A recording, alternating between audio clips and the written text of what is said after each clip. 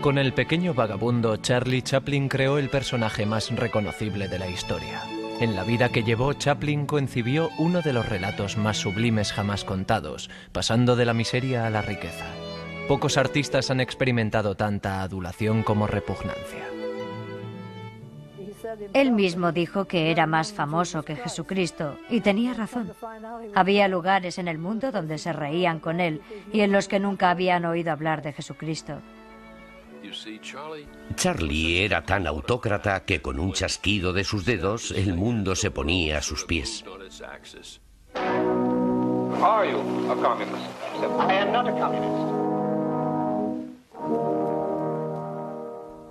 No era un tipo malo. Era un hombre torturado, inseguro, enormemente inseguro. Habría sido un gran timador porque podía hacerte creer cualquier cosa.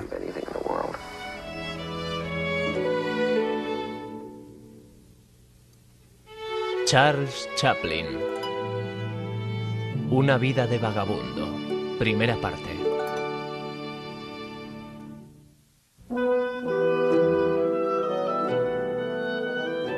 Para el último cuarto del siglo XIX, las normas represivas de la Inglaterra victoriana habían creado una sociedad aparentemente bien vestida, educada y formal. Una sociedad que estaba al borde de sofocarse por su propio remilgo y deseos frustrados. Una sociedad en parte salvada debido a algún lugar conocido como Londres del Sur, situado a algunos kilómetros cuadrados al otro lado del río Támesis, donde había más prostitución, embriaguez y, lo más importante, más espectáculos en directo que en cualquier sitio de Inglaterra. En una sociedad segregada por clases, los ricos y los pobres se juntaban en los teatros de variedades y en las tabernas. Había muchas modistas y costureras. La gente frecuentaba las tabernas. Había trabajo, prostitutas y alcohol. La diversión se encontraba en las tabernas. Fue en este mundo donde Charlie Chaplin padre se ganó la vida como cantante, interpretando a varios personajes y canciones sobre la vida de la gente común.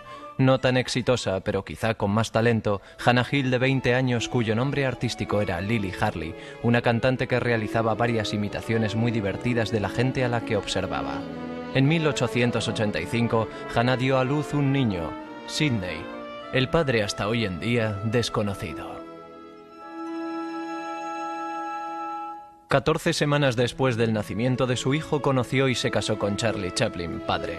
4 años más tarde, el 16 de abril de 1889, Hannah parió al único hijo que tuvieron en común, Charlie Spencer Chaplin. No existe ningún archivo oficial de su natalidad, aunque Charlotte insistió en que nació en East Street, a la vuelta de la esquina del lugar de nacimiento de su hermanastro Sidney. Chaplin escribió en su autobiografía: medir las morales de nuestra familia por las normas actuales sería tan erróneo como meter un termómetro en agua hirviendo. Su padre se marchó para recorrer los teatros de variedades americanos y cuando regresó a casa, un año más tarde, descubrió que tenía un nuevo recién nacido al que no esperaba. La señora Chaplin había mantenido una aventura con otro intérprete de los teatros. Creo que fue en ese momento cuando el señor Chaplin la dejó y empezó a beber.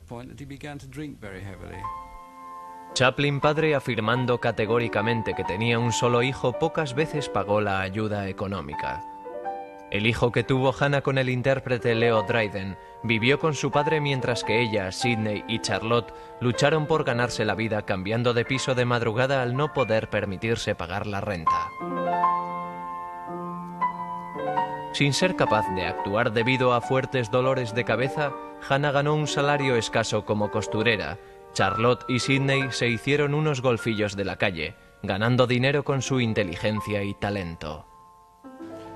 Esas tabernas eran como teatros baratos. Los niños en la calle realizaban su propio teatro esperando recibir unos céntimos. Esa era la diversión popular.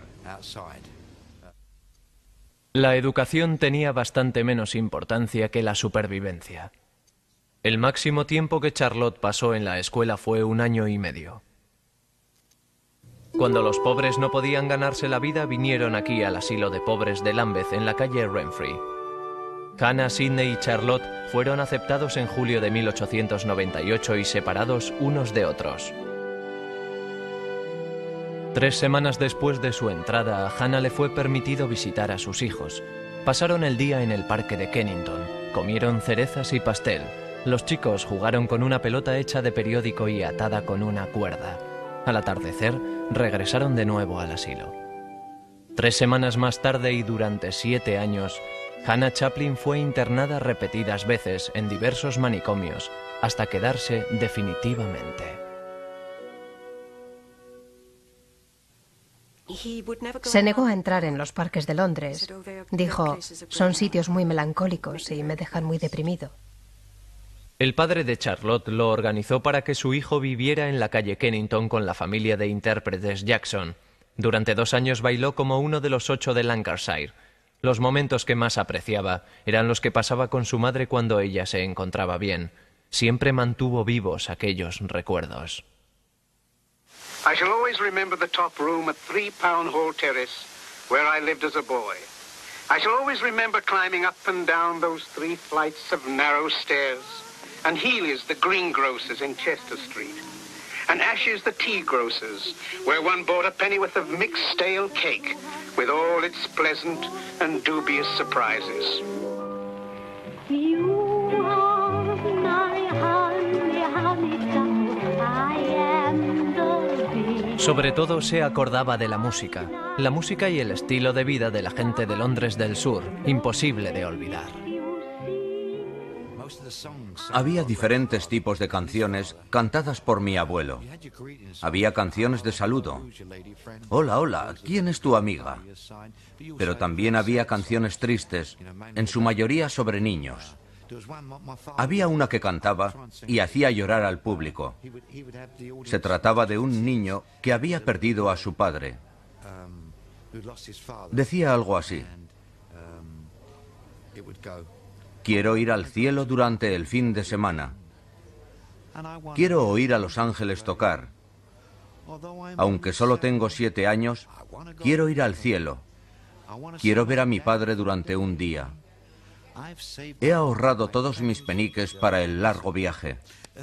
Es una canción muy triste y todo el mundo lloraba, porque podían identificarse con estas tristes canciones, tanto como el padre de Chaplin. Era imposible escapar de estos temas melancólicos. Imposible. Charlie Chaplin padre murió en 1901 con 37 años debido al alcoholismo y fue enterrado en una tumba de pobres. 2 años más tarde, Charlotte, con 12 años, declaró sobre la demencia de su madre y ella fue internada como lunática en el manicomio de Cane Hill. Él y su hermanastro, aún siendo sus únicos responsables y fuente de ingresos, seguían trabajando. Sidney encontró trabajo en la Marina Mercante y Charlotte como actor en un pequeño papel en una adaptación de teatro de Sherlock Holmes. En 1908, su hermano, siendo una estrella de la compañía, logró trabajo para Charlotte con el empresario Fred Carano y sus cómicos mudos. Fred Carano tenía autobuses que viajaban de un teatro a otro. Mi madre solía decir que subían al autobús supuestamente sin Charlotte. Pero sí lo hacía. Y cambiaban el maquillaje y los vestidos para ir al siguiente teatro porque tenían sketch distintos en teatros diferentes. A Charlotte le gustaba su arte, pero siempre se ponía nervioso delante del público. Otro actor de Carano, Stanley Jefferson, dijo sobre Charlotte: reconozco que parecía frío y superior, pero no lo era. La gente durante años no sabía o se negaba a creer que Charlotte era un hombre muy tímido.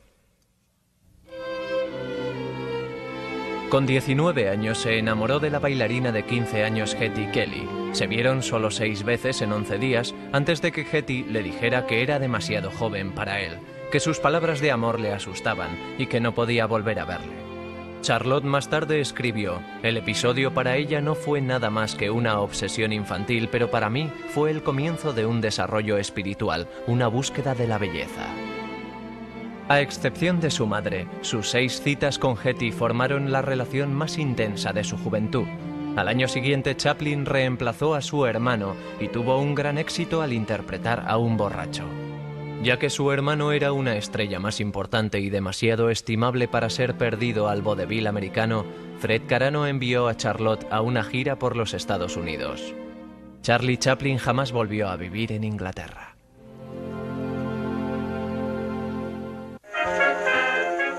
En octubre de 1910, a medida que el buque de Chaplin se acercaba a tierra, miembros de su grupo de teatro se acuerdan de que Charlotte agitó su sombrero y gritó: «América, vengo a conquistarte». Chaplin pasaría los siguientes 3 años recorriendo los Estados Unidos interpretando a un borracho.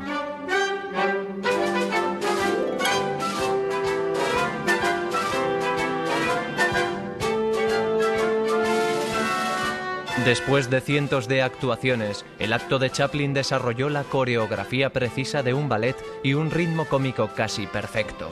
El público americano nunca había visto lo que él y su compañero de piso, Stanley Jefferson, ahora conocido como Flaco, del Gordo y el Flaco, podían hacer. Stanley, tanto como Charlotte, siempre era bueno en introducir un elemento que había sido hecho en Inglaterra años antes.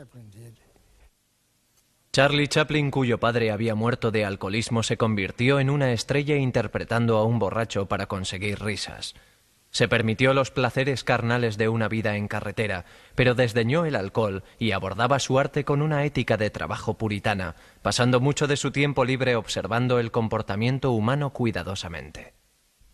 Le gustaba buscar la verdad en la gente y daba la impresión de que podía entender de qué se hablaba y pensar bien en ello antes de contestar. Tenía un talento increíble para detectar los aspectos particulares del comportamiento humano que son atemporales y absolutamente universales. Charlotte y Sidney alcanzaron un nivel de éxito que permitió que su madre Hannah fuera trasladada a Peckham House, un manicomio privado. En agosto de 1913, Chaplin, que raramente escribía cartas, explicó a su hermano Sidney que iba a aceptar un trabajo con la compañía cinematográfica Keystone de Mack Sennett por 22.500 pesetas por semana. Creyendo que había descubierto un buen filón, escribió: «Solo quiero trabajar unos 5 años y luego seremos independientes para toda la vida». Llegó a Los Ángeles en diciembre y se estableció en el centro en el Hotel Great Northern.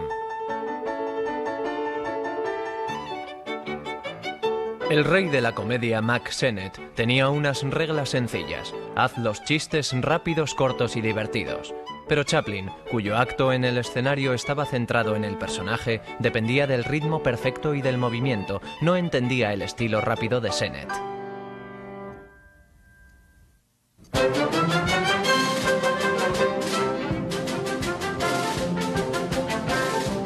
Charlotte odiaba su primera aparición en la pantalla y no le gustaba ser ordenado. Luchaba constantemente con su director. Los críticos eran más benevolentes que él mismo. Uno de ellos le calificó como un cómico de primera clase. Milagrosamente, en una película estrenada solo 5 días después de hacer Making a Living, Chaplin había tomado el mando y presentado el personaje que le convertiría en la persona más famosa del mundo.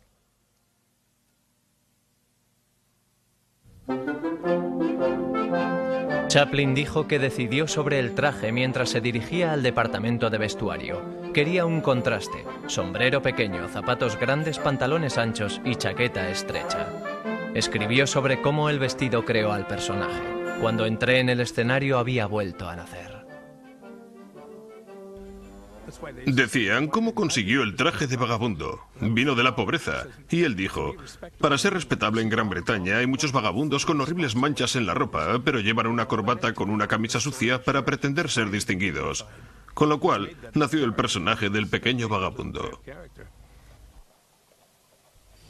Había un vendedor ambulante al que Charlotte había observado desde esta misma ventana. Tenía los pies destrozados. Le llamaban Scrumpy. Había varios vendedores más. Otro era llamado Twinkle Toes. Los pies les dolían, así que cortaban las botas para conseguir aliviarse. Caminaban arrastrando los pies, como sujetando las botas.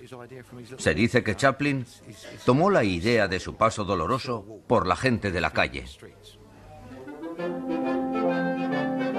En Kid Auto Races, filmada en una carrera de coches en Venecia, California, Chaplin decidió que su personaje estuviera fascinado por la cámara que le estaba rodando. El crítico Walter Kerr escribió que Charlotte se estableció como alguien entre el público, uno entre los que estaban asombrados por esta nueva maravilla mecánica. Mack Sennett llegó a apreciar el estilo inconformista de Chaplin. 3 meses después de su llegada a Keystone, Charlotte dirigía y realizaba sus películas. Películas que se concentraban en la reacción del personaje a la situación más que la situación en sí. That was the great gift that Charlie Chaplin had. It's not pantomime, it's comic motion. In the comic motion, what I mean by our comic motion is you walk through something and you're funny without even trying to be funny. En sus 10 meses con Keystone, Chaplin realizó 34 cortometrajes. También interpretó el primer largometraje de comedia Chili's Puncture Romance, la última película donde Charlotte fue dirigido por otra persona. En 1914, Chaplin cambió de la compañía Keystone a Essanay, en Chicago, por un salario de 187.500 pesetas a la semana y un plus de inscripción de 1,5 millones. Pero odiaba el estilo de línea de montaje de Essanay. No le gustaba trabajar con un guión asignado para él por la jefa del departamento de escenario, Luella Parson, la futura reina de los ecos de sociedad de Hollywood. Solo hizo una película en Chicago, una en la que Gloria Swanson, la venidera reina de la pantalla de Hollywood, realizó su debut. Chaplin se trasladó al estudio Essanay en el norte de California y comenzó a formar su propio grupo de actores. Su prioridad, una primera actriz. La encontró en la actriz no profesional Edna Purviance, de Lovelock, Nevada. Era joven, hermosa, sin experiencia y adoraba a Charlotte. Por ello, Charlotte la adoraba a ella, profesionalmente y personalmente. Realizaron 35 películas juntos, las 5 primeras en las afueras de San Francisco. Era plácida, al contrario de Charlotte, muy tranquila, muy dulce, guapa, no una buena actriz. Pero las primeras actrices siempre servían para mejorar su propia figura. Su comedia se hacía más conmovedora porque al público le conmovían sus intentos fracasados para ganar el corazón de Purviance. The Bank fue la primera comedia filmada con un triste final, donde Edna rechazaba las declaraciones de cariño del pequeño vagabundo. The Bank fue la película número 45 de Charlotte. En solo 17 meses se había convertido en una sensación mundial y realmente no lo sabía. Su popularidad sería sin precedentes, agobiante y solitaria.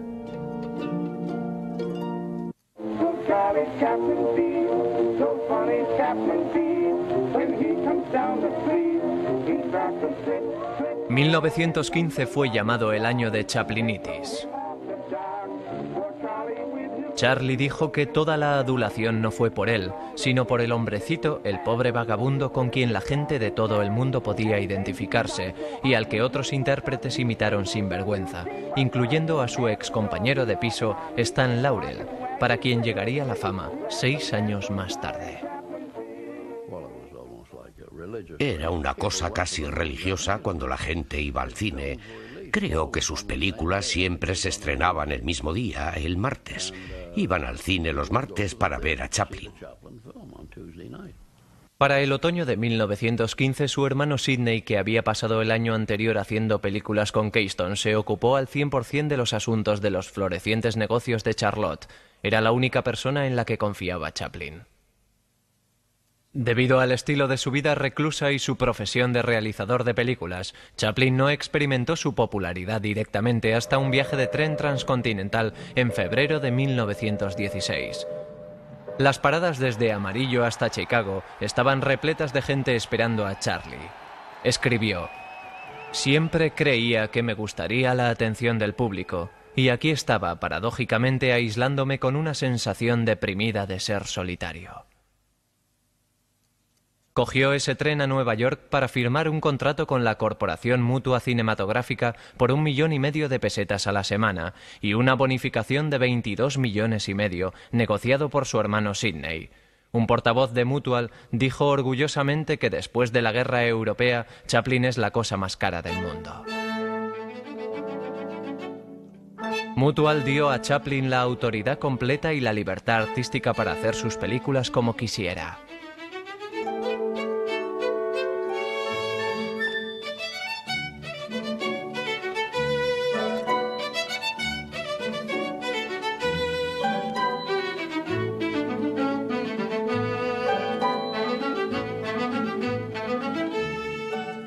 Pronto, Chaplin formó un equipo de apoyo que cambió muy poco a lo largo de los años. Además de la primera actriz Edna Purviance, también tenía el tipo duro, Eric Campbell, el tío no tan duro, Henry Berman, el director de interiores Alf Reeves y el cámara Rolly Totteroth. Su fuerte lealtad no quedó sin recompensa. Mantenía las nóminas durante los años en los que no realizaba películas, pagando a la gente cada semana. Había gente con esa nómina que había estado con él desde el principio.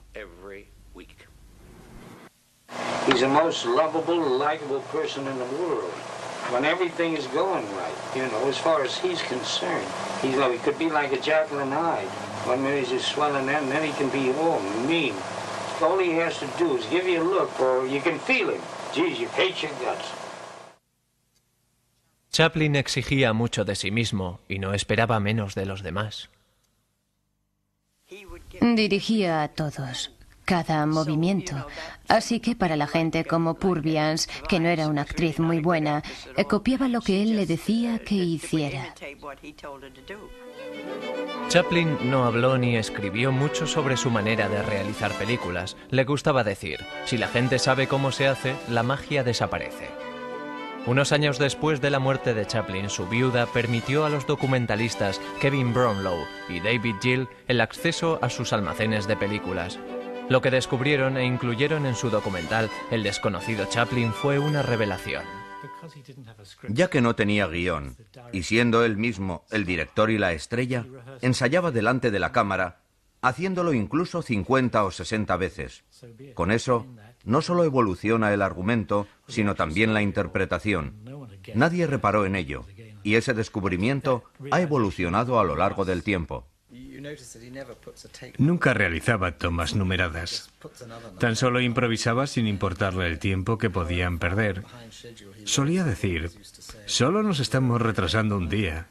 No le importaba. ¿Por qué preocuparse si el resultado final sale bien? Trabajaba en una habitación totalmente austera. No había nada más que una silla dura, una mesa y una ventana tan alta que no se podía mirar hacia afuera para eliminar las distracciones. En su tiempo libre, Chaplin no era muy sociable. Tuvo ingresos en 1917 de 75 millones de pesetas. Sus gastos personales, 75.000 pesetas, una cantidad que cuando era pobre, Chaplin hubiera considerado una fortuna. Un amigo le escribió como más ansioso que tacaño en cuanto al dinero. Vivía en el Athletic Club de Los Ángeles, donde quedaba con Edna para cenar tranquilamente, aunque durante sus años en Hollywood dijo que solo tenía un verdadero amigo.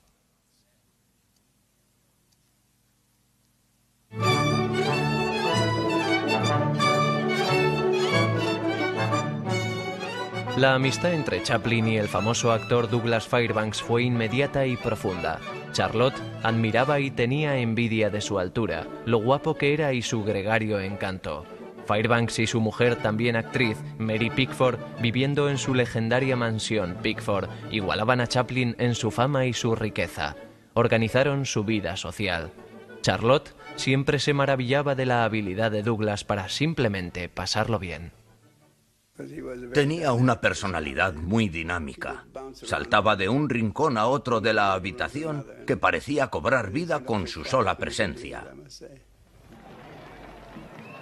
Para ayudar a los Estados Unidos durante la Primera Guerra Mundial, Chaplin se unió con Pickford y Fairbanks en una gira de bonos de libertad con la que obtuvo cientos de millones de pesetas. Pero los críticos en Inglaterra se preguntaron por qué Chaplin no había vuelto a casa años antes para apoyarles en su causa. Recibió sobres que contenían plumas blancas, un símbolo de tacañería. Hizo grandes cosas para ayudar en América, pero creen que no fue así en Inglaterra. Sin embargo, al realizar nuestra investigación, descubrimos que había donado dinero para escuelas en Waterloo. Durante la guerra, entregó dinero para comprar caramelos. Así que los niños recibieron golosinas gracias a Chaplin. Nunca fanfarroneó sobre eso. Creo que no lo dijo a nadie. Era contradictorio. Decían que no colaboró para ayudarnos, pero a su manera lo hizo.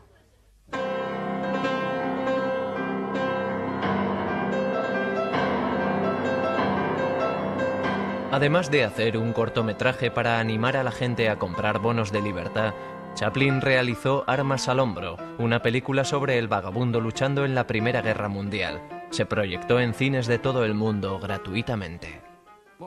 ¿Qué hubiera sido más útil? ¿Que Chaplin muriera como otro soldado desconocido en una de las ridículas batallas de la Primera Guerra Mundial o que siguiera realizando películas? A lo largo de la Primera Guerra Mundial, los cortometrajes de Chaplin dieron a los hospitales militares un muy necesario alivio. Muchas veces, las películas fueron proyectadas en el techo para los pacientes que no podían incorporarse en la cama.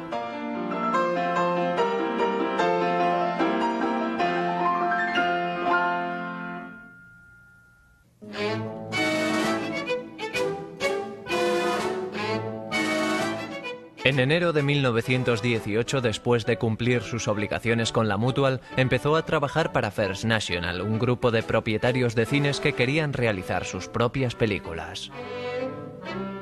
I wanted a studio in a hurry, and as if by magic I got it. First National le construyó su propio estudio. Le pagaron 150 millones de pesetas al año y dividieron todos los beneficios a medias. Creían con razón que habían hecho un buen trato. Según el contrato, Chaplin tenía que pagar todos los costes de la realización, así que en su búsqueda hacia la perfección gastaría sus propios fondos. A Charlotte le parecía muy bien, dijo, el día de las películas malas se acabó.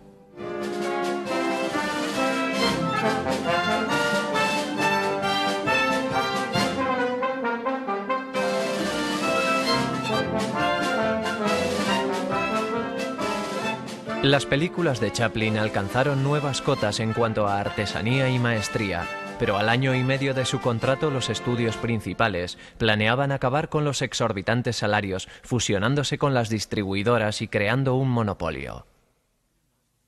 Chaplin se alió a las figuras más notables del campo, Douglas Fairbanks, Mary Pickford y el director Griffith, para dirigir y realizar sus propias películas. La formación de United Artists marcó el nacimiento de la realización de películas independientes. Al contrario que sus socios, Chaplin se había comprometido a finalizar su contrato con First National antes de que pudiera trabajar en United Artists, y su vida personal, a menudo fuente de inspiración, en este caso no lo era. La exactriz infantil Mildred Harris, a quien más tarde Chaplin describiría como alguien que le faltaba algo, tenía 16 años cuando Chaplin empezó una relación sentimental con ella. Tenía 17 años cuando su afirmación de que estaba embarazada le obligó a casarse involuntariamente. Ese embarazo resultó una falsa alarma. Una temporada carente de creatividad siguió a la boda. El 7 de julio nació deformado Norman Spencer Chaplin, murió el 10 de julio. Años más tarde, Mildred Harris dijo que uno de sus recuerdos sobre Charlotte fue el cómo había llorado. 20 días después de la muerte de su primer hijo, Charlotte empezó a filmar El Chico.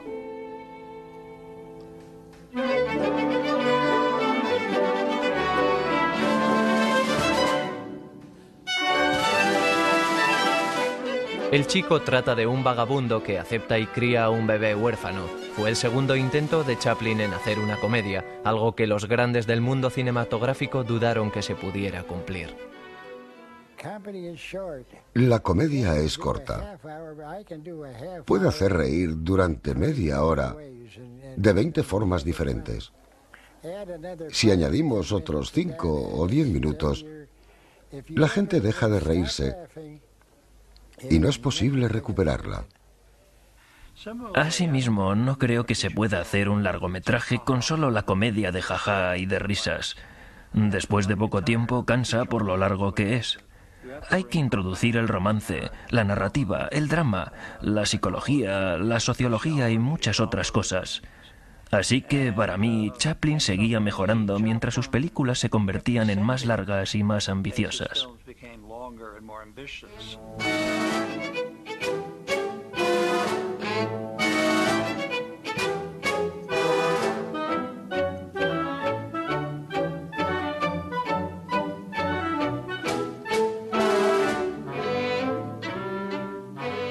Charlotte vio a Jackie Coogan por primera vez en un escenario de vodevil en el centro de Los Ángeles. Sabía que había encontrado a su chico y los dos se hicieron inseparables. Cuando los ejecutivos de First National se pusieron nerviosos por el horario prolongado del rodaje, Chaplin les invitó al estudio para pasar una tarde y realizó un pequeño acto con Jackie. Todo el mundo fue a casa contento. Era estrafalario. ¿Puedes darme un ejemplo? Hacía cualquier cosa para conseguir una risa. Hacía un alto y horrible desde una escalera. Eso es una repentina caída alta y horripilante desde una escalera. Hacía lo que fuera para romper la monotonía. Durante la realización de El Chico, Mildred Harris Chaplin pidió el divorcio de su marido, afirmando crueldad y abandono. First National le dijo que añadiera los bienes de negocio de Charlotte a la demanda, incluyendo El Chico. Una noche de agosto, Charlotte y su equipo llevaron en tren 12 cajas de película a Salt Lake City, donde en secreto editó El Chico en una habitación de un hotel, lejos de las leyes de propiedad común de California. Mildred Harris, de 19 años, aceptó la satisfacción de otros bienes comunes y 15 millones de pesetas. Todo esto disuadió temporalmente a Chaplin de la idea de matrimonio. Para él, la única constante en su vida era su trabajo.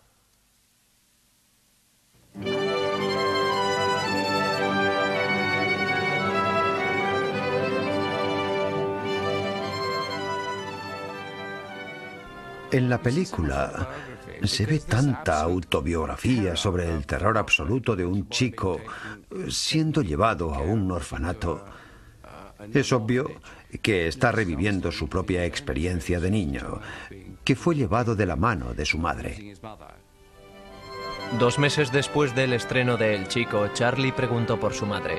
Hannah Chaplin, a la que no había visto durante 7 años, sería trasladada a California cerca de su hijo para el resto de su vida. La joven Gwen Ritchie Evans estaba entre un pequeño grupo que sabía sobre la presencia de la señora Chaplin. Nunca se olvidó la reacción de Hannah frente a una pregunta inocente. Le dije, Nan, ¿qué es esa mancha en tu brazo? De repente se volvió loca. Yo estaba asustada. Yo no entendía lo que ocurría. Resultó que la mancha fue del asilo inglés. Ponían tatuajes en los brazos de los trabajadores. Los asilos son lugares donde se mandaban a los pobres y a los locos. Es el peor sitio de todos. Ese incidente le recordó cuando estaba en el asilo.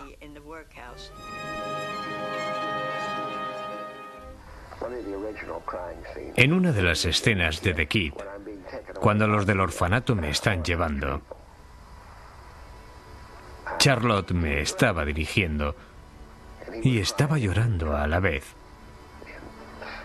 Me lo estaba haciendo física y mentalmente, pidiéndome que le imitara.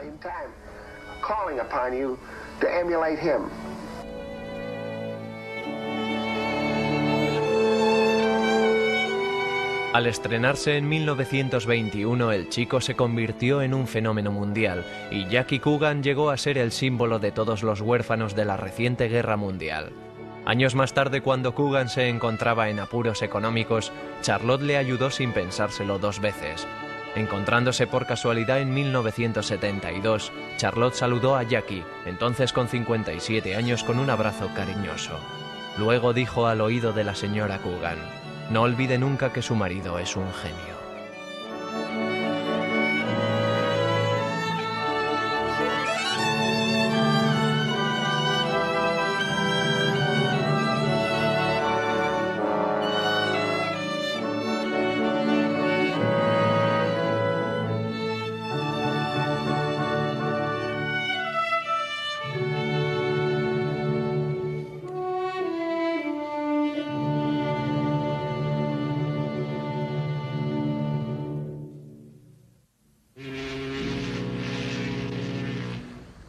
Al día siguiente del estreno de El Chico en los Estados Unidos, Charlie Chaplin regresó a Europa, en donde no había estado desde los días en que era cómico con Fred Carano.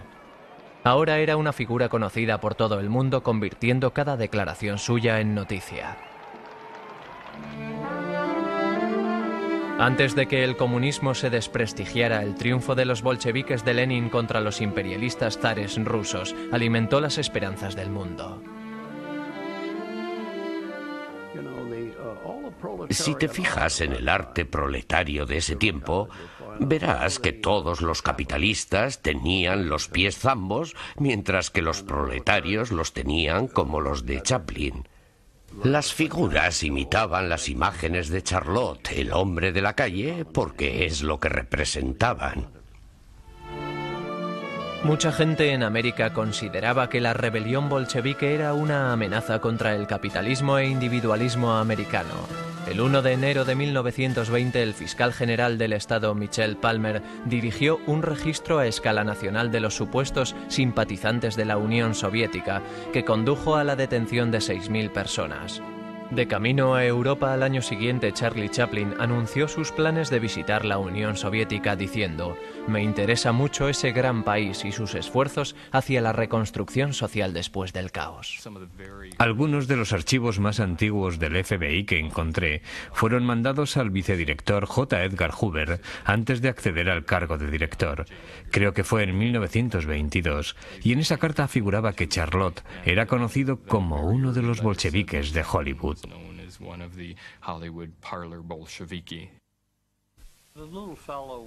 El hombrecito cojeaba hacia las izquierdas, pero albergaba sentimientos contradictorios. Era un genio, y también muy rico, y sin embargo era el hombrecito. A pesar de ello, todo lo que hizo en su vida fue para huir de esta imagen de hombrecito. Cuando volvió a Inglaterra en 1921 y tras un recibimiento digno de un héroe conquistador, su primer destino fue el barrio de su juventud, Lambeth, donde anduvo por las calles sin ser molestado por una multitud creciente que mantenía una distancia respetuosa. Conoció al dramaturgo George Bernard Shaw y creó una amistad con el escritor Wells. Pero su viaje al extranjero fue motivado en gran parte por el deseo de restablecer contacto con su primer amor, Hetty Kelly. Ella le había escrito una carta en 1918 preguntando si él la recordaba. Chaplin envió por correo una respuesta inmediata. Charlotte nunca supo si ella la había recibido, pero descubrió en el viaje de vuelta que Hetty había muerto por la gripe 3 años antes. Chaplin regresó a California y se estableció de alquiler en las colinas de Hollywood, cumplió su contrato con la First National con 3 películas de baja calidad y se lanzó en una tempestuosa aventura de 8 meses con Pola Negri, la reina del drama. Debido a su endiosamiento y a su edad, ella tenía casi 30 años, era la amante menos apropiada para Chaplin. Finalmente, Charlotte empezó su primera película para United Artists, la compañía que había fundado casi 5 años antes. A pesar de una acogida entusiasta, Una mujer de París, en la que Chaplin no apareció, resultó un fracaso. Lanzó la carrera de Adolphe Menjou y marcó el final de Edna Purviance, cuya interpretación Chaplin esperaba la condujera a la fama. Su ex amante y primera actriz más perdurable continuó recibiendo un salario semanal durante 35 años hasta su muerte.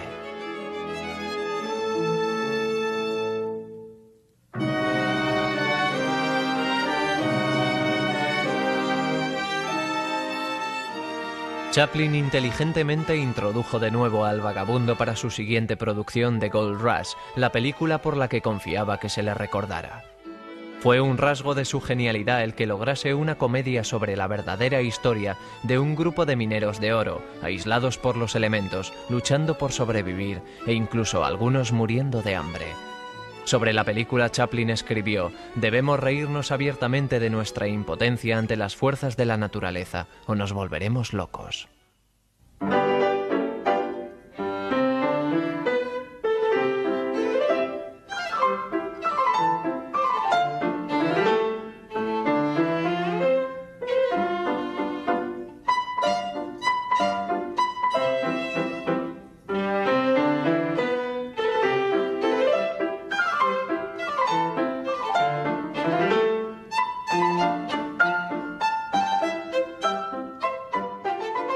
Les llevó 3 días de rodaje y un masivo consumo de regaliz por parte de Charlotte y Max Swain antes de que Chaplin decidiera que la escena era aceptable. Una joven en el reparto nunca lo olvidó. Fue la toma 464 y él y Max Swain estaban comiendo mucho regaliz. Si solo hubieran sido un par de tomas, hubiera estado bien. Pero Charlotte, a la 464, tenía que ir corriendo continuamente al baño. Resulta que el regaliz es un laxante. Los dos se pusieron muy enfermos, pero continuaron hasta que Charlotte consiguió lo que quería. Como primera actriz para The Gold Rush, contrató a Lita Grey, de 16 años, la cual le había cautivado 4 años antes como Lilita McMurray en El Chico. Representaba a un ángel en una escena de un sueño.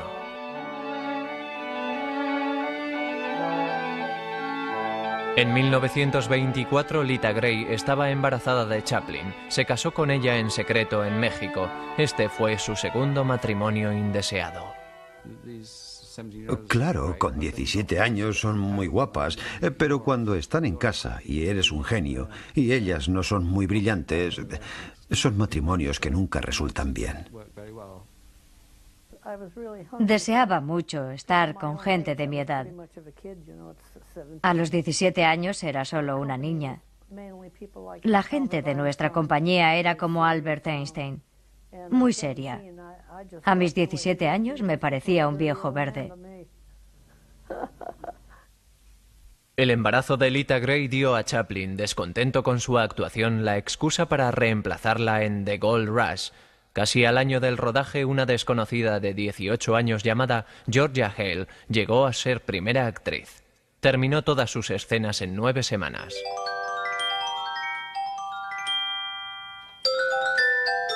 The Gold Rush fue un éxito mundial. En el estreno de Berlín, el proyectista rebobinó y puso esta escena 2 veces antes de seguir con la película.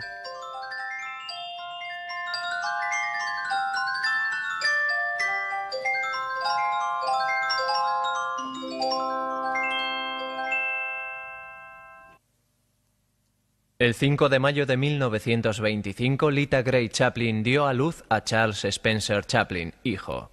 El 30 de marzo de 1926 dio a luz a Sidney Earle. El padre de Sidney estaba filmando su próxima película.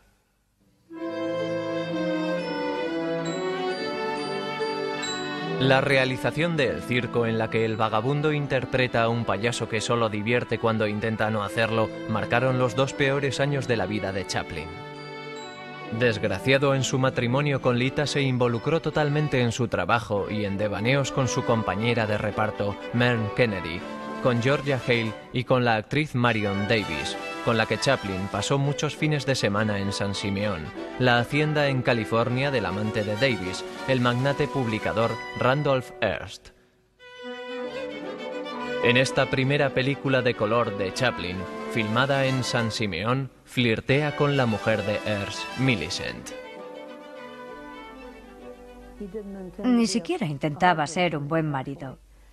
Así que pasé mucho tiempo en la ventana esperando a que regresara en su coche.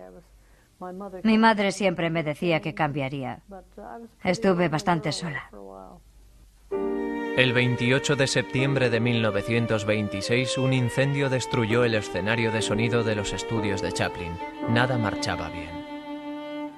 El 10 de enero de 1927, Lita Grey Chaplin pleiteó una demanda de divorcio de 42 páginas contra su marido. Enseguida se vendieron copias mimeografeadas en el mercado negro conocidas como las quejas de Lita. Incluyen alegaciones sensacionalistas de que su marido pasaba una gran parte de su tiempo en compañía de cierta actriz conocida. También, al tener noticia de su segundo embarazo, él la acusó de ser una egoísta por no abortar. Luego, en una invectiva dijo: ¿qué quieres hacer? ¿Poblar Los Ángeles? Definieron tremendamente mal a mi madre. Parece que había que hacerlo cuando se estaba luchando en los tribunales, porque iban a hacer que pareciera una delincuente de Tijuana, ni hablar. Sus antecedentes eran 10 veces mejores que los de él. 5 días después de que la señora Chaplin presentara su queja, Charlie sufrió un serio ataque de nervios. Una semana más tarde, Hacienda declaró que como resultado de insuficiencia de pagos desde hacía 10 años, Charlie Chaplin debía la suma de 200 millones de pesetas de impuestos. Pero el amor entre el público hacia el personaje que había creado era tan profundo que la popularidad de Chaplin sobreviviría intacta. Aún así, tenía los días contados como primera estrella de la pantalla.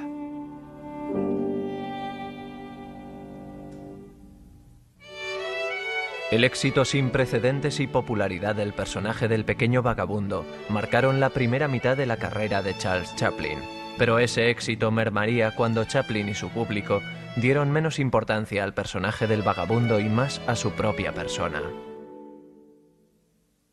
En abril de 1927, Chaplin llegó a un acuerdo con Hacienda y pagó 150 millones de impuestos atrasados. En agosto, 7 meses después de haber demandado su divorcio sin resolución, los abogados de su mujer declararon que nombrarían a 5 mujeres conocidas con las cuales Charlotte había intimado durante su matrimonio. La misma Lita dijo a Marion Davies que estaba en la cabeza de la lista. Davies, aterrorizada sobre el impacto que causarían las noticias en su compañero, William Randolph Hearst, llamó a Chaplin. 2 semanas después, a Lita le fue abonada la cantidad de 93.750.000 pesetas y cada uno de sus hijos recibió 1,5 millones para fondos del fideicomiso. Will Rogers dijo: «Charlotte no es lo que yo llamo un marido leal, pero sí merece la pena casarse con él».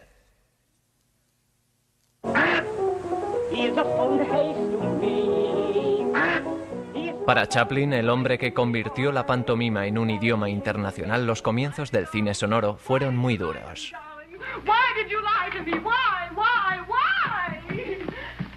En mayo de 1928, después de que Al Johnson superara la barrera del sonido con El cantor de jazz, Chaplin empezó a preparar su siguiente largometraje mudo, Luces de la ciudad. Pero en agosto su trabajo se cortó inesperadamente cuando su madre se puso enferma. El 28 de agosto, Hannah Chaplin, con 63 años, murió en el hospital Glendale por motivo de una vesícula biliar infectada. Una enfermera dijo que el día anterior había oído reír a ambos. Estaba loca y él no quería que nadie lo supiera. Así que las únicas personas que sabían que estaba aquí eran mi madre, yo, Amy Reeves, la mujer de Al Reeves, su agente. Jamás se lo dijimos a nadie. Los amigos de Charlotte sabían que estaba aterrorizado de heredar el trastorno de su madre. Al contrario, el hijo de Hannah, Sidney, no tenía ese miedo. He always figured he was going to go insane.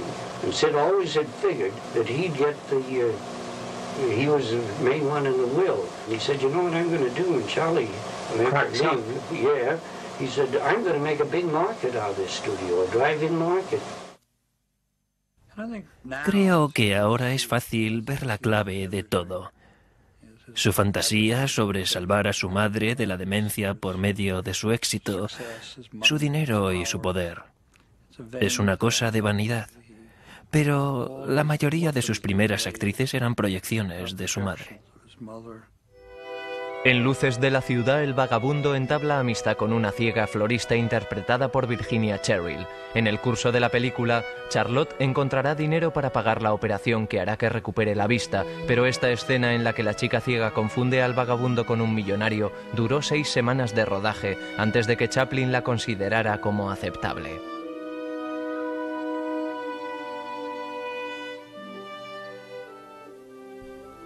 Creo que era muy valiente al utilizar su propio dinero. Nunca pidió un préstamo para hacer sus películas. Así que si perdía el dinero, era su problema. Dijo, la única competencia es uno mismo. En sus exigencias. No se quiere ser menos de lo que se ha sido. El 30 de enero de 1931, casi 3 años después del comienzo del proyecto Luces de la ciudad, se estrenó en Los Ángeles.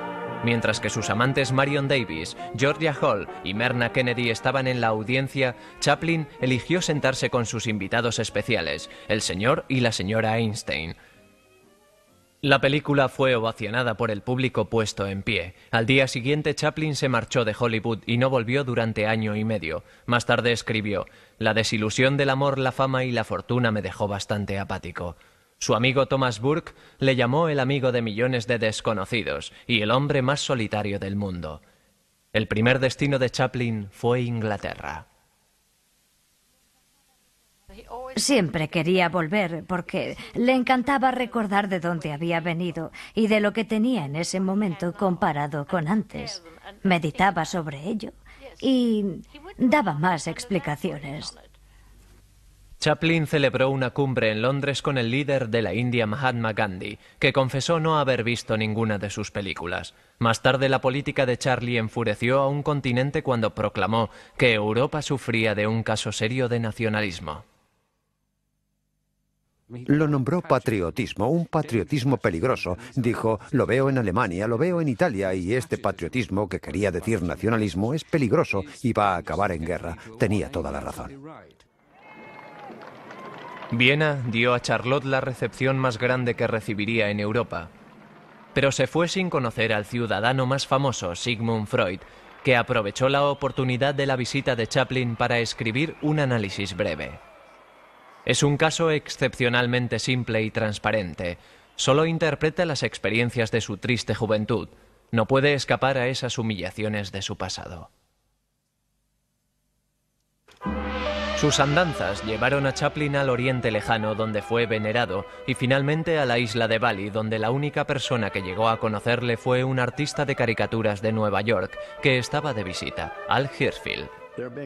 Ya que no había electricidad en la isla, nunca habían visto una película. Me preguntó si se reirían de las mismas cosas. Y le contesté: ¿por qué no lo pruebas? Así que dijo: lo haré.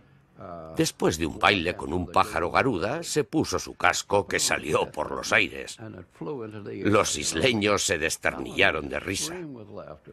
Pensaban que el casco poseía poderes demoníacos e hicieron lo mismo con sus turbantes, tirándolos al aire.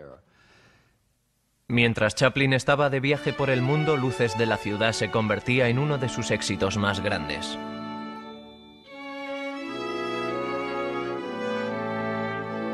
En esta escena, donde la florista, con la vista ya recuperada, se da cuenta de que el vagabundo no es millonario pero sí es su salvador, James Agee escribió: «Basta con verlo para que el corazón se te encoja», y es uno de los momentos más culminantes de la historia del cine.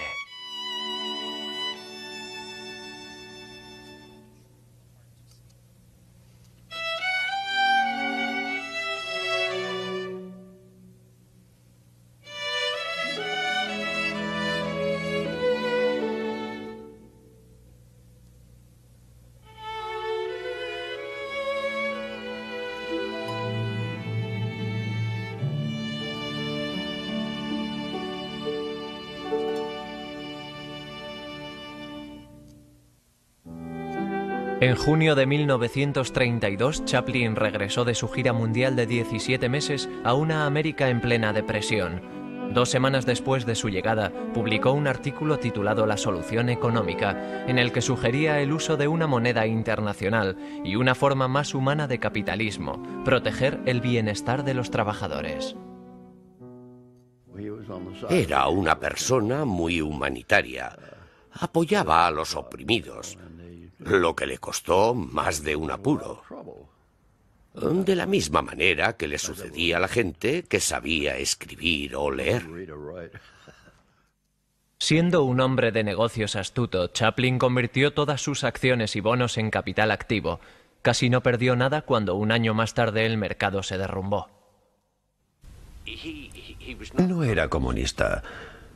Sam Goldwyn, siempre su amigo incondicional, dijo textualmente: «Charlotte es el único auténtico capitalista que conozco». Do you see anybody important? I see Charlie Chaplin with Paulette Goddard. Después de su gira por el mundo, Chaplin conoció a la actriz de 21 años Paulette Goddard. Como los de Charlie, sus padres se habían separado y a los 14 años mantenía a su familia interpretando a una chica llamada Peaches en Broadway. no le veneraba. Ella era su compañera y creo que hay mucha diferencia en eso. Era una mujer muy inteligente, algo con lo que Charlotte nunca se había enfrentado. Tenía confianza en sí misma y muchos conocimientos. Lo que él quería eran las infantiles, las adolescentes.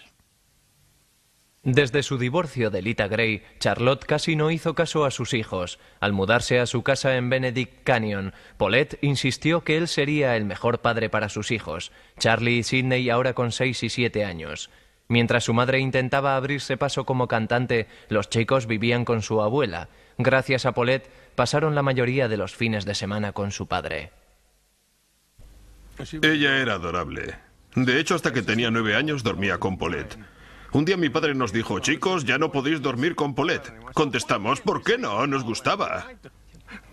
Charlie hijo describió a su padre como un estricto disciplinario y un soñador caprichoso, el hombre salvaje de Borneo con rachas de mal genio volcánico. Charles, el hijo, cuyo nombre le resultó una gran carga, empezó a beber mucho en su adolescencia y como resultado perdió el favor de su padre. Me dolía mucho porque me invitaba a fiestas en su casa, con mucha gente conocida, pero no invitaba a mi hermano mayor. Este hecho era como un puñal para mi hermano. Era muy sensible hacia la gente, pero por otra parte vivía. ¿Cómo es posible que no se diera cuenta que le hacía tanto daño? Para un hombre tan sensible, siempre me hizo sentir fatal. La gran sensibilidad de Chaplin hacia los marginados nunca vaciló. Un partidario vocal del gobierno activista de Franklin Roosevelt dijo que el nuevo trato salvó al capitalismo de la derrota total. Chaplin más que nunca se sintió obligado a hacer que su arte reflejara la angustia de los tiempos modernos.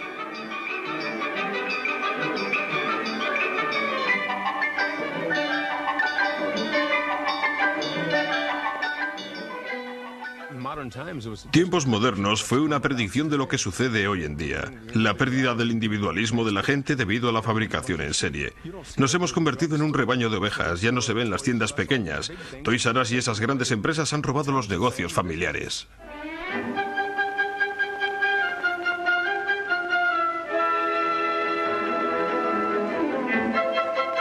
Mientras Charlotte se resistía a meter diálogos en sus películas, abrazó la posibilidad de incluir la música sincronizada, música que empezó como una sencilla melodía desde las profundidades de su imaginación o de su pasado.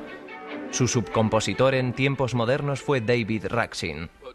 Charlotte no era compositor en el sentido real de la palabra, pero decir esto suena bastante negativo y era mejor que eso. Solía tener estas pequeñas ideas, pero no sabía cómo escribirlas en papel, lo que era una desventaja. Siempre necesitaba a alguien que lo hiciera por él.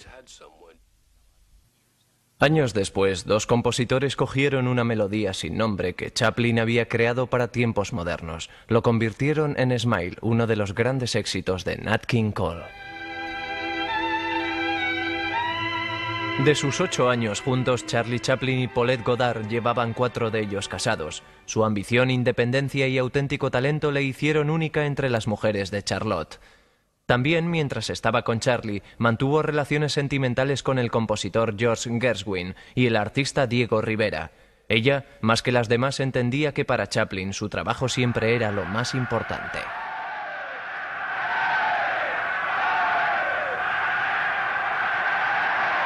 Para su próxima película, Charlotte se inspiró de nuevo en los acontecimientos mundiales. A mediados de los años 30, cuando los Estados Unidos mantenían una política oficial de no intervención hacia Adolf Hitler, la Liga Antinazi de Hollywood tenía 4.500 miembros, muchos de ellos refugiados artistas judíos. En esta colonia de antifascismo, Charlie Chaplin empezó una comedia sobre Hitler llamada El Gran Dictador. Los dos compartían extrañas similitudes. Adolf Hitler y Charlie Chaplin nacieron con 4 días de diferencia en abril de 1889. Ambos superaron la pobreza para lograr posiciones de poder autocrático. Algunos han especulado que el hombre más malvado del siglo adoptó su bigote para emular al payaso más querido del siglo. Cuando imitó a Hitler, se adoraba más que nunca vestido con ese uniforme. Se convertía totalmente en Hitler. En noviembre de 1939, Douglas Fairbanks hizo una visita al plató de El Gran Dictador. Aunque su carrera desapareció con el cine sonoro, nunca lo hizo su espíritu ni su admiración hacia Charlotte. 4 semanas después de este encuentro, Douglas Fairbanks, el único amigo íntimo de Charlotte, murió mientras dormía. Chaplin escribió: "Fue un disgusto terrible porque amaba tanto la vida". 6 días después del funeral, Chaplin volvió al plató para rodar una de las escenas más inspiradas de su carrera.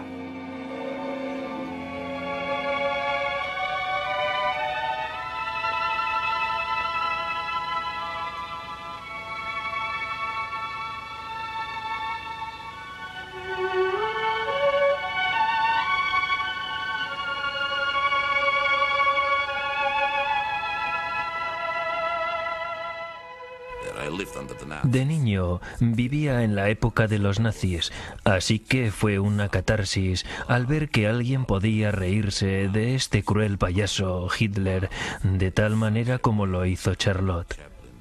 Fue una catarsis para todos los que vivían en la era nazi. Cuando por fin Charlie Chaplin decidió hablar en la pantalla, eligió comunicar palabras de esperanza a un mundo que se internaba en un conflicto. The hate of men will pass, and dictators die, and the power they took from the people will return to the people, and so long as men die, liberty will never perish. Al estrenarse en octubre de 1940, un año antes de que ocurriera el incidente de Pearl Harbor, El Gran Dictador llegó a ser el éxito más grande de la carrera de Chaplin y el catalizador para el periodo más políticamente activo de su vida.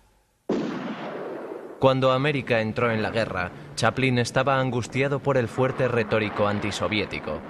Después de todo, dijo, Rusia era nuestro aliado contra Hitler y había sufrido muchas bajas al defender el frente del Este. En un discurso en San Francisco para el Comité Americano de Ayuda de Guerra para los Rusos, Chaplin pidió a los Estados Unidos que lucharan junto con los soviéticos en este segundo frente, una propuesta ya aprobada por el presidente Roosevelt y el ministro de Asuntos Exteriores. Pero fue su saludo lo que le metió en problemas. Mi padre se levantó y se dirigió a todos aquellos tipos duros. ¡Camaradas! Hubo un estruendo de aplausos que nunca se había oído. Alguien lo apuntó y le convirtió en comunista porque dijo camaradas. Luego el Ministerio de Asuntos Exteriores le pidió que repitiera el mismo discurso en el Madison Square Garden. El mismo discurso. En este discurso, Chaplin también dijo, los comunistas no son diferentes a cualquier otra persona, sufren como todos nosotros y mueren como nosotros. Incluso en tiempos de guerra, estas palabras no gustaban a muchos americanos. Y con la llegada rápida de la Guerra Fría, este discurso y otros regresarían para atormentar a Chaplin. Pero hubo otro escándalo que tuvo gran relevancia. A Charlie Chaplin le encantaba el tenis y era bien respetado como jugador, competidor, táctico y atleta. Pero cuando la actriz de 22 años Joan Barry apareció una tarde en junio de 1941 para observarle, tenía la intención de seducir a Charlotte, el cineasta y mujeriego. Lo logró y consiguió un contrato modesto para su nuevo proyecto y la atención personal del jefe. La verdad es que estaba fascinado por las mujeres, hasta tal punto que cada conquista se convirtió en parte de su trabajo. Pero para ella, la aventura tenía un significado mucho más amplio. 6 meses después de comenzar su proyecto y su aventura con Chaplin, Joan Barry empezó a aparecer en su casa a cualquier hora de la noche, borracha, hostil y a veces tirando piedras a las ventanas cuando se negaba a dejarle entrar. No había transcurrido un año después de conocerla, cuando Chaplin pagó el contrato de Barry y le compró 2 billetes de ida a Nueva York. Caso cerrado por ahora, pero de nuevo necesitaba una actriz para su película.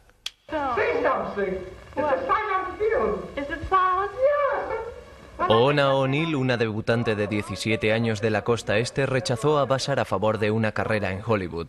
Esto desilusionó a su padre, a quien raramente veía. Su padre era el preeminente autor dramático americano Eugene O'Neill.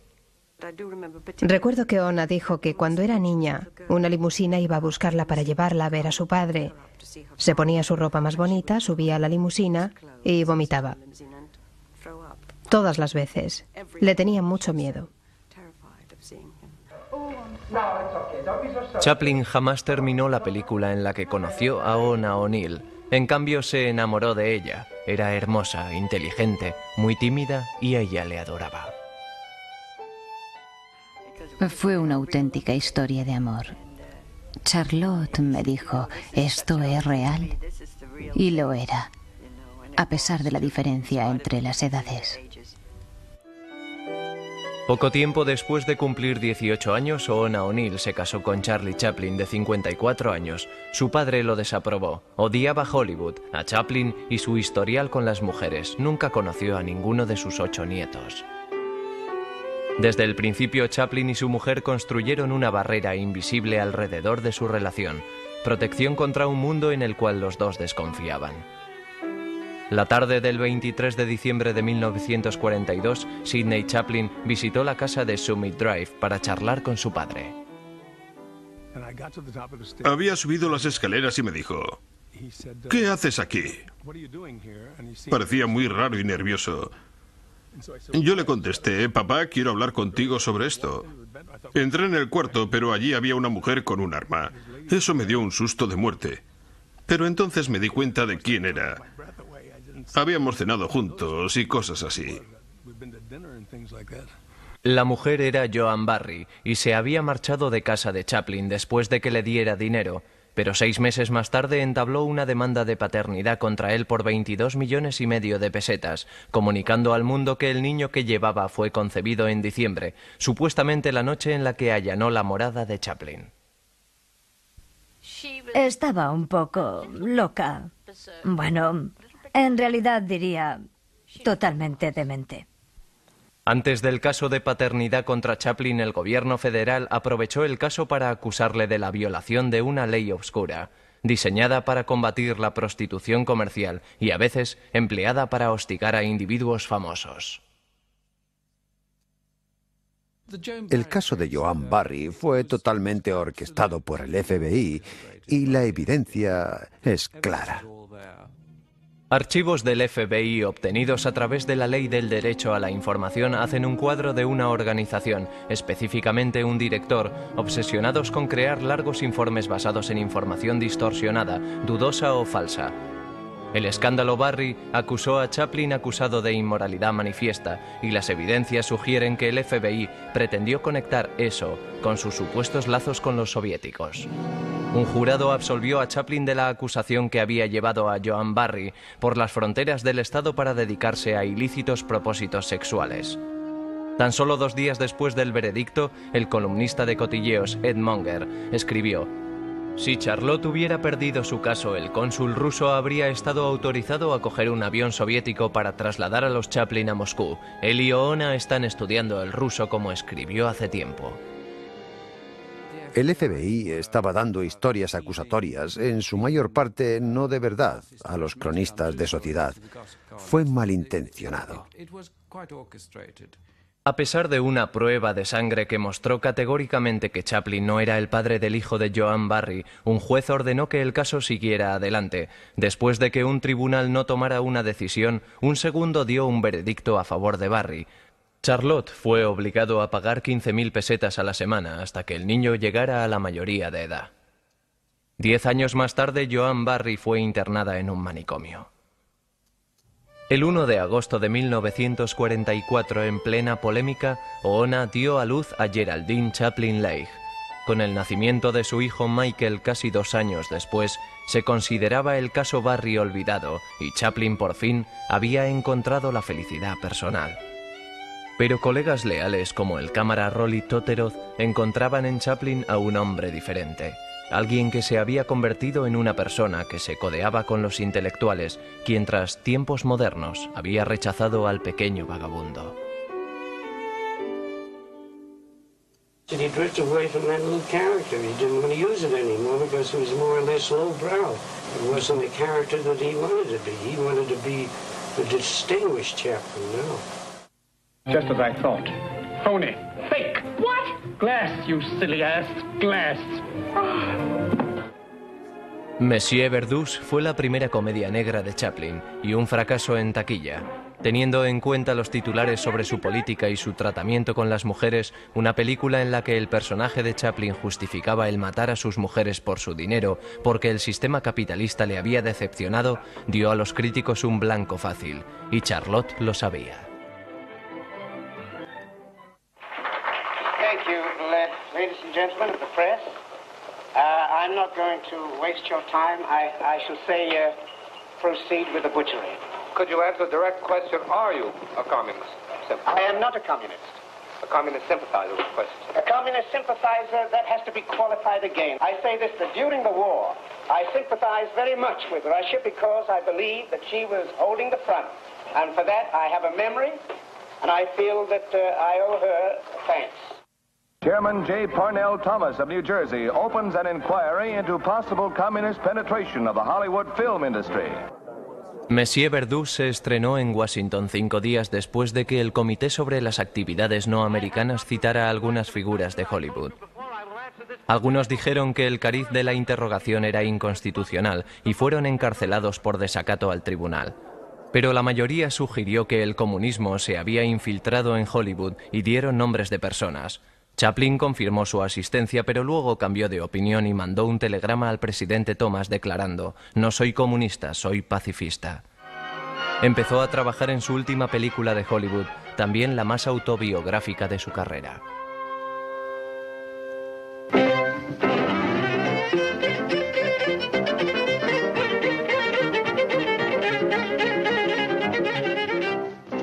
Candilejas es el cuento de un viejo payaso del teatro de variedades cuyo espíritu se rejuvenece al cuidar a una joven bailarina hasta que se reponga.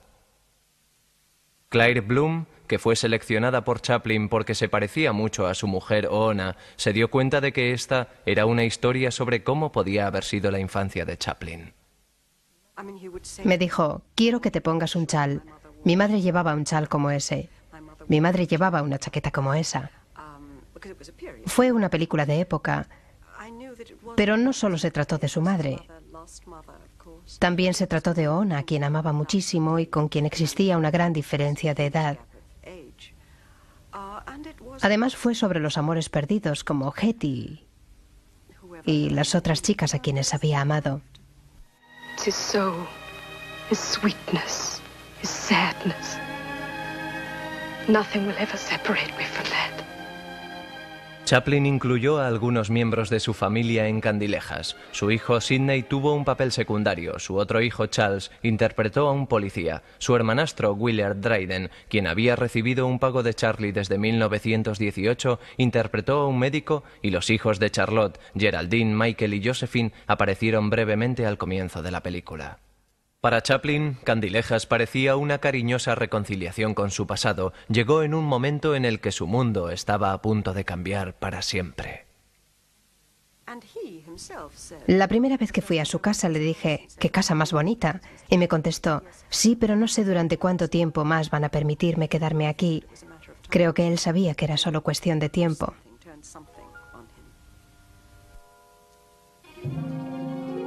El 29 de diciembre de 1949, el director del FBI, J. Edgar Hoover, escribió al vicefiscal general del Estado, el general Peyton Ford: «Es determinante que no hay testigos que puedan aclarar que Charles Chaplin haya sido o sea miembro del Partido Comunista o que haya contribuido con fondos al mismo». Esta carta no significó que Hoover se deshiciera de expedientes que afirmaran lo contrario dentro del voluminoso archivo que tenía sobre Charlotte.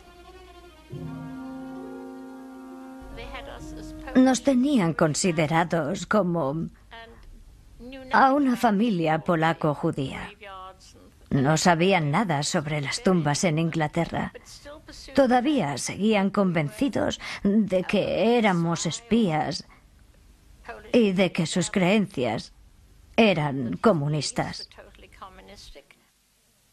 La feroz independencia y arrogancia de Chaplin hicieron que fuera un blanco fácil dentro de su industria. Cronistas de sociedad como Ed Sullivan y Hedda Hooper estaban dispuestos a perseguirle, ya que nunca se había favorecido de ellos, como con la mayoría de los famosos. Hizo lo que quería, realizó sus películas a su manera, logró hacerlo, y había gente, algunas de las figuras más importantes en Hollywood, que se ofendían por eso, así que tenían ganas de desencumbrarle. El 17 de septiembre de 1952, Chaplin y su familia partieron a Londres para el estreno de Candilejas. El 18 de septiembre, J. Edgar Hoover dio al fiscal general del estado James McGrannery el archivo de Chaplin. El 19 de septiembre, McGrannery anuló el permiso de entrada de Charlotte, diciendo: Chaplin es una persona desagradable, si lo que han dicho de él es la verdad. Calvin Coolidge said when he terminated his presidency, he was embarking to go home, and waylaid by one of the pressmen who said, Mr. President, won't you say a few farewell words to the American people? He said, yes, goodbye. Hay una carta del fiscal general del Estado de los Estados Unidos al embajador americano en Suiza diciendo que si Chaplin quería volver no había ningún problema. Creo que la carta dice que era tan popular en América que a pesar de las campañas contra él podía regresar sin problemas. Pero entonces Charlotte se negó resueltamente.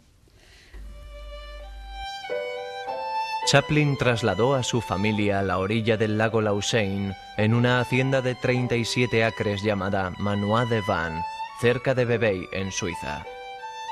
Oona y él, un multimillonario, crearon su propio paraíso aislado, un mundo aparte.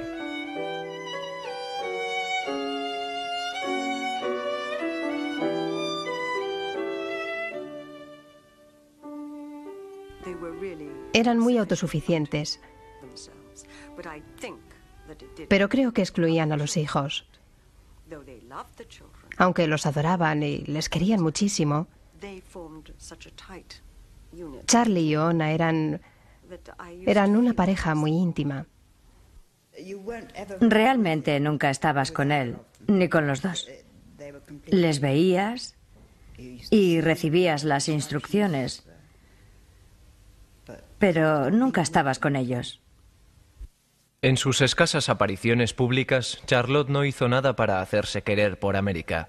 Fue aquí donde conoció al primer ministro de China, Zhou Enlai, y en 1954 aceptó el Premio para la Paz Mundial patrocinado por los soviéticos. El New York Times escribió: si Chaplin fuera menos rencoroso, se daría cuenta de que su premio no es un premio de paz, sino uno para los que sirven los objetivos de un brutal y tiránico imperialismo. Un rey en Nueva York, filmada totalmente en Inglaterra, fue un desastre en todo el mundo y no se estrenó en los Estados Unidos hasta 1976. Chaplin interpretó a un monarca exiliado que llega a Manhattan, pero su sueño americano fracasa. No fue una película muy buena, porque si se hace una película con amargura e ira, no resulta tan bien como si se hace con amor y sentimientos. Pero era un ser humano. Tenía derecho a estar enfadado. Le trataron muy mal. Chaplin y su mujer tuvieron 4 hijos más en Suiza, llegando a un total de 8. Su último hijo, Christopher, nació en 1962, cuando Charlotte tenía 73 años. Parece extraño, pero Charlotte nació en 1889. Era un mundo distinto y todavía tiene algo de su educación victoriana. A veces era gracioso y nos reíamos, pero otras veces no lo era. Yo era una de sus hijas, así que no lo sé. Chaplin viajó varias veces a Londres en sus últimos años. A menudo cogía un autobús en dirección a su antiguo barrio. Aún era el chico inseguro buscando respeto. Cuando subíamos al avión su acento cambiaba. Se hacía muy británico. Sidney, sobre las 9 estaremos cenando en el Savoy. Ponte una corbata. Pensé, no habla así en casa. La prensa inglesa era muy cruel. Le decían que aún seguía siendo un cómico del este de Londres, y eso ocurrió cuando tenía 70 años. La prensa dijo: todavía no eres un personaje real. Vienes de aquí. En septiembre de 1964, Charles Chaplin estrenó su anticipada autobiografía. Time Magazine la llamó uno de los golpes de publicación más ricos del siglo. En un mes, publicó su tercera edición y para el Día de Acción de Gracias tenía el primer puesto en la lista de los bestsellers, junto con la autobiografía del general Douglas MacArthur. La infancia de Chaplin ocupa el primer tercio del libro y su detalle parece dickensiano. Sobre el arte de la cinematografía y su carrera revela muy poco, pero sobre la gente famosa que conocía nos cuenta mucho. No menciona a su hermanastro Willard Dryden, a su cámara Rolly Totteroth, ni a su segunda mujer, Lita Grey. No puedo decir que sea mi persona favorita, ni mi director favorito. Hay algo en su genio que es escalofriante. Hay algo en su carácter que está por descubrir.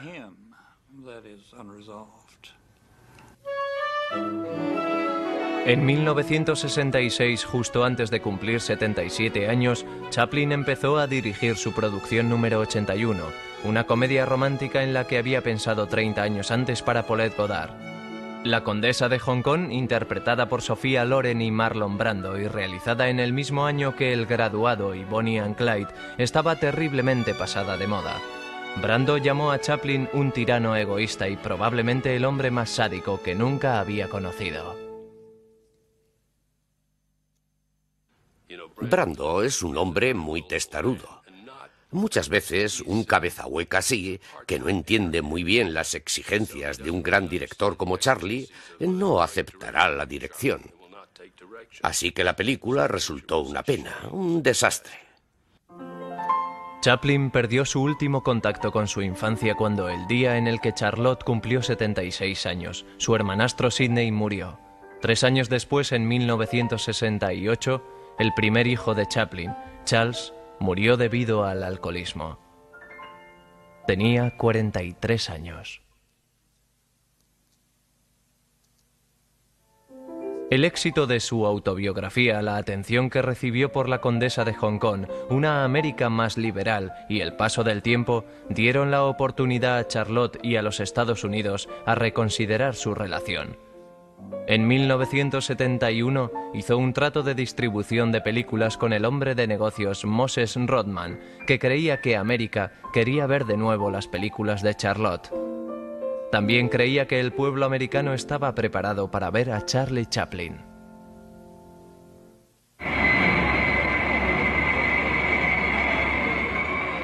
Veinte años después de marcharse, Charlie Chaplin regresó a América en un viaje de negocios para mejorar las posibilidades de promocionar sus películas.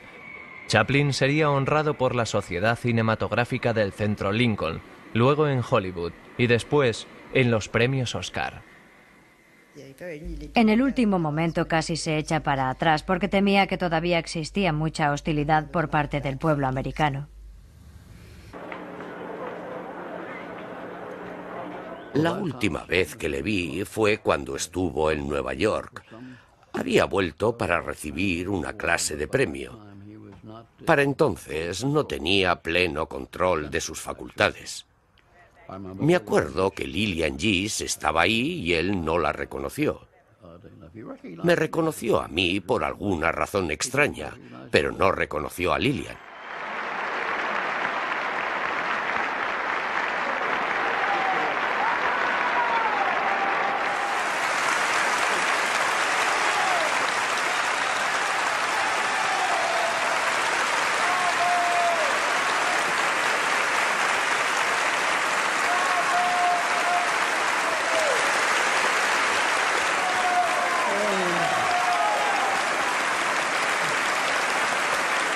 Words seem so futile, so feeble.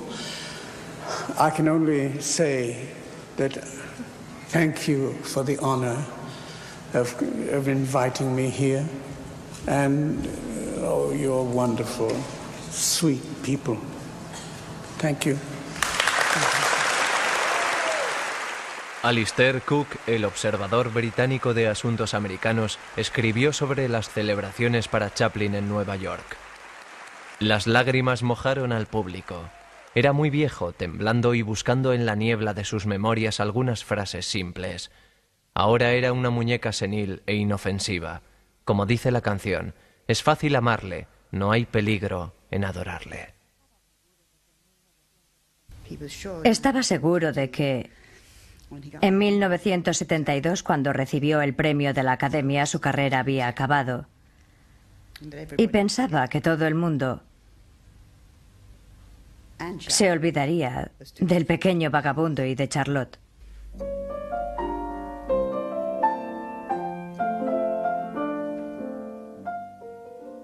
Vivió suficiente tiempo para saber que los ingleses habían perdido su cariño hacia él, su gusto por sus películas.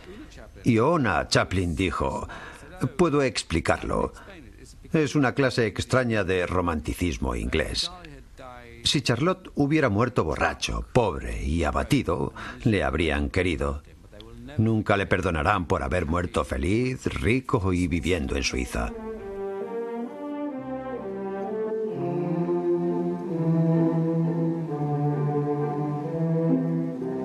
My mother used to sing this to me.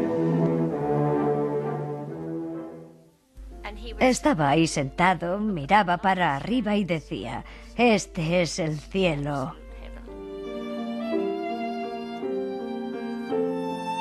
Charles Chaplin, al que nunca le gustaron las Navidades porque le recordaban la pobreza de su infancia, murió mientras dormía el 25 de diciembre de 1977. Tenía 88 años. El 2 de marzo de 1978, su ataúd fue robado por ladrones que demandaron 600.000 francos suizos por devolverlo. El último documento de su archivo del FBI es un memorándum del 8 de marzo diciendo que un psíquico que había contactado con ellos había afirmado que el cadáver de Chaplin estaba en el sótano de una casa en Alemania. Una semana más tarde, los ladrones fueron detenidos y el ataúd encontrado en un trigal suizo. Oona Chaplin dijo que estaba conmovida porque los ladrones habían elegido un sitio de descanso muy tranquilo. El ataúd fue enterrado de nuevo bajo 2 metros de hormigón en un pequeño cementerio cerca de su casa. Después de su muerte, cuando yo estaba con Oona en Nueva York, ella andaba lentamente, sujetando mi brazo, como si estuviera en trance. Él solía caminar despacio y ella estaba acostumbrada a hacerlo.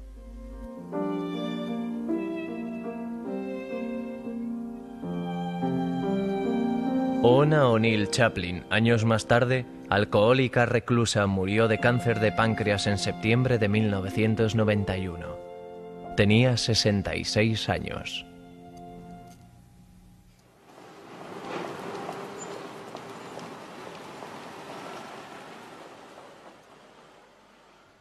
Viajo mucho y nunca he encontrado tanto cinismo como lo que he visto en Inglaterra. Si ves ahora los periódicos y la televisión, parece que no se puede ser cínico y gustar a Charlie Chaplin a la vez. No es posible.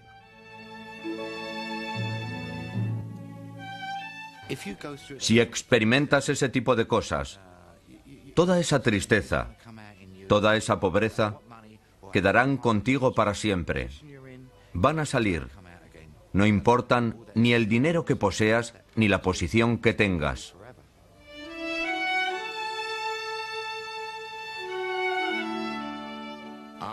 Charlie Chaplin es uno de los padres de mis películas.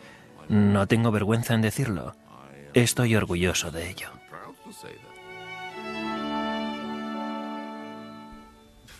Para ser un hombre tan sensible era un tipo raro. Yo solía decir que el hombre más inseguro que había conocido en mi vida era mi padre. A veces quería levantarle en brazos, yo era mucho más grande que él, y decirle: papá, lo has conseguido, lo has logrado. Eres rico, famoso, has hecho todo. Tienes una mujer fantástica e hijos maravillosos. Pero si él hubiera sentido lo mismo, nunca habría hecho algunas películas. Su amigo Max Eastman escribió sobre Charlotte. Había que entenderlo como un niño abandonado, un golfillo soñador e inteligente, una hoja de papel al viento con sagradas escrituras por las calles de un pobre barrio de Londres.